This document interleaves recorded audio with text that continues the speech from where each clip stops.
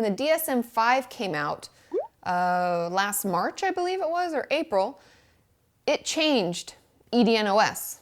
EDNOS no longer exists.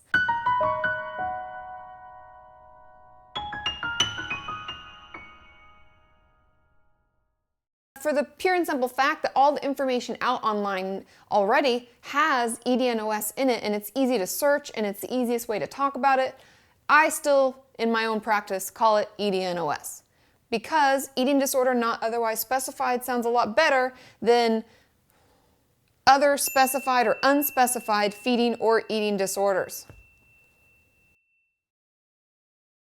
And the reason that they say specified or unspecified, if someone, let's say, comes into the ER and they know that they have an eating disorder, but they don't know enough about the patient to even know whether they meet criteria for one or the other or whatever, they say unspecified because they don't have the information to specify why or why not a client doesn't meet criteria for one of the other eating disorders. Does that make sense? So they've kind of changed it, and they've also changed it to include feeding disorders, which I'll do a video on this at a later time, but that includes things like pica or rumination. There are a bunch of different things included in this now.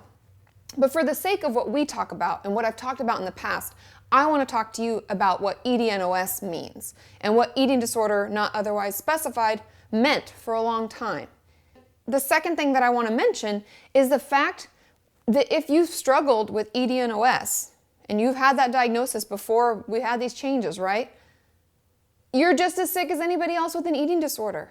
In fact, I often worry the most about my clients with this because I know a lot of us, and that negative voice that's wrapped up in our eating disorder tells us, you're not sick enough. You don't quite meet the criteria for any other eating disorder. Blah, blah, blah, blah. And it monopolizes on that, right? And it just takes that and runs with it.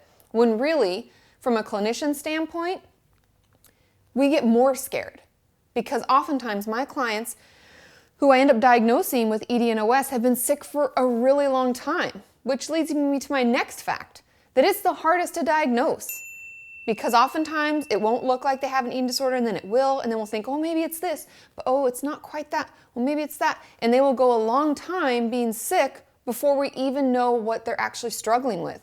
And so if you haven't checked out my other videos about the facts of anorexia, the 7 facts of anorexia, or the 7 facts of bulimia, you can struggle with all of those things because what the eating disorder NOS means is that you're hopping from one to the other, and we don't quite do this one maybe enough, but then maybe we're doing this. So we can purge. That can be part of our eating disorder behavior, and so we're harming our esophagus, our teeth and the enamel is becoming corroded. It can also mean that our cognition is impaired because we're not getting proper nutrition. It can mean that we have osteoporosis because we weren't eating enough for a long period of time. It can mean a lot of different things because we're hopping from behavior to behavior. And that doesn't mean that the behaviors are less hurtful or harmful to our bodies.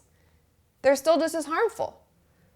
So I would encourage you, if you worry, if you're wondering, hey, Katie, I'm doing something only these many amounts of times a day or week or whatever, does it mean that I'm really sick? Because I don't really think you're sick, and I'm sorry.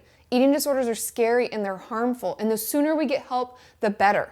And that's why I'm here, right? We're working together to break through the stigma. Just because we have a different diagnosis doesn't mean we're any better or worse than anybody else. We're here to get better. We're here to help one another and recover. The more harm we do to our bodies, the worse, right? We want to get help earlier. We want to get help faster and get treatment and work harder on our recovery. And you can even let me know if there's a topic you want me to talk about. But know that EDNOS or other specified or unspecified feeding or eating disorders are just as serious as any other. And the sooner we can get help, finding a therapist, getting checked out by our doctor, meeting with a dietitian, the better. So let's work together as we break through this stigma and we work towards a healthy mind and a healthy body.